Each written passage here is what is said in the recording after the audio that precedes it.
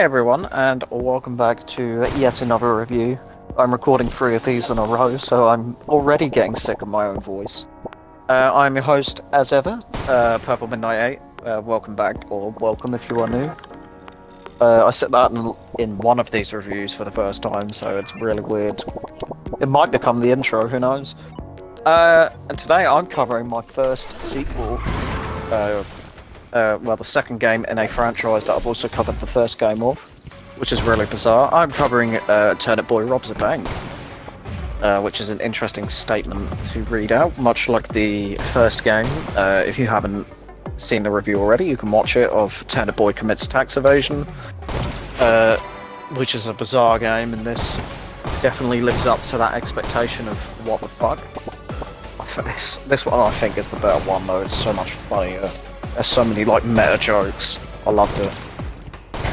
But anyway, unfortunately I cannot really... Well, I don't really want to spoil those kind of moments for you, because some of them are plot related, unfortunately. So, following on from the events of the first game, Turnip Boy Commits Tax Evasion as mentioned, Turnip Boy is recruited to rob the Botanical Bank. Honestly, if you're not familiar with the Turnip Boy games, this is gonna sound so fucking weird. So, just lay back and try to understand what the hell I'm saying. As opposed to the previous game's open world exploration gameplay, this game is more of a roguelike, similar to that of Cult of the Lamb, which you can also watch my review on, which is somewhere on the channel. Wink wink, wink nudge nudge. I can't speak English, I apologise. Wink wink, nudge nudge. I'm gonna have a little drink. Given 3 minutes to break in and steal as much money as you can before the police arrive and begin to attack you. Gaining 5 police stars, much like that of GTA, will cause the bank to fill with gas and possibly kill you. Money is gained through a variety of different methods, initially being only gained from shaking down hostages and smashing objects. However, for using your money gained, you can unlock new ways such as a laser to open safes. Additionally, you can find valuables throughout the bank as well as sell any found weapons found on your raids.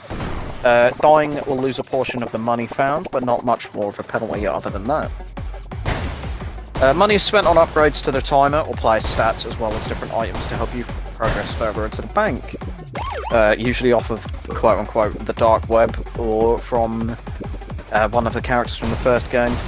Weapons found at the bank can be traded in a safe house for a type of XP, which will unlock a new weapon to carry in your loadout on new runs. The bank is procedurally generated, so each elevator you can take is not the same every time.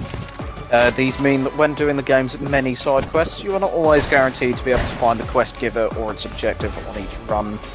However, the main layout of the bank is the same each time.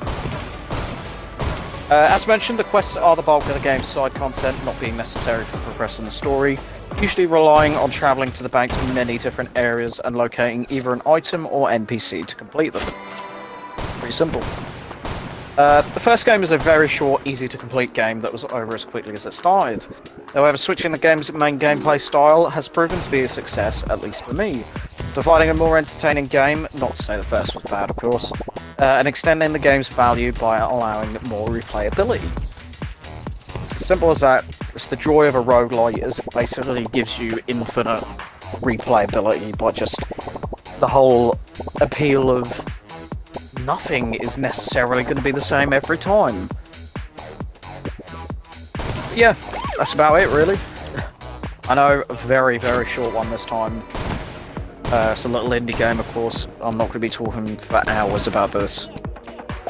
And it's just me, so I can't really ask anyone else for their opinion. But anyway, thank you for listening to my ramble for the past, 5 minutes. I appreciate you sticking around, if you stuck around for 5 minutes.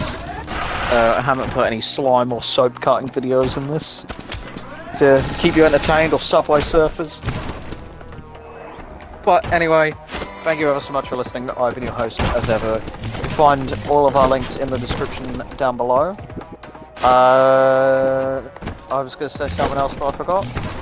Anyway, I will see you in the next one.